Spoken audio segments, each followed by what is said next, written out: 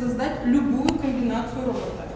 Это дело только фантазии. Робототехника пәні енгізілген білім ошақтарының тізімінде нөмірі 17-ші Ломоносов атындағы Қазақ-Орыс жалпы орта мектебі де бар. Оқу жылы басталысымен-ақ ұстаздар 6 мен 8 сынып аралығындағы оқушылардың тізімін жасапты. Сөйтіп робот құрастырудан дәріс беретін 2 ұстаз 36 баланы оқытуды бастаған. Сенбі күні 1 сағат қосымша пән ретінде жүргізіледі. Биыл алғаш жүзеге асқан жобаны мектеп басшысы Сәулен Адырбекқызы қуана қабылдаған. Себебі оқушылардың ой-өрісінің дамуына ықпал етеді.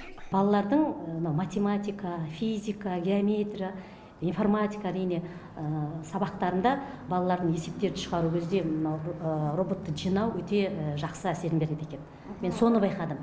Яғни балалардың логикалық ойын дамытады екен. Робот құрастыруға деген балалардың қызығушылығы басым дейді ұстаздар. Өткен жылдың өзінде Назарбаев зияткерлік мектебінде өткен робототехника жарысынан дәл осы оқушылар жеңімпаз атанған. Жас ғалымдар болашақтарын робототехника саласымен байланыстырады. Робот дегеніміз негізінде қазіргі заманда олар медицина саласында, ғарыш саласында, ғылымда сондай жерде дамып, қолданып келе жатыр.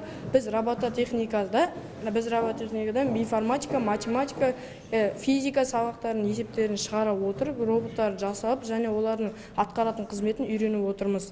Өндірісте мысалы олар заттарды өндіреді, мысалы адам емес, адамның орнына роботтар жұмыс істеп жатыр қазіргі кезде.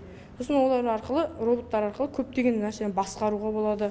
Мектепте қазір маман тапшылығы сезілмейді. Программист ұстаздар робототехниканың қыр-сырын қосымша оқып келген. Назарбаев зияткерлік мектебінің білікті мамандармен тәжірибеде алмасқан. Айта кетейік, мұндай білім өзге елдерде ақылы түрде жүргізіледі. Ардақ Берден, Бахадыр Тәжібаев, Абзал Тұрабек, ТВК.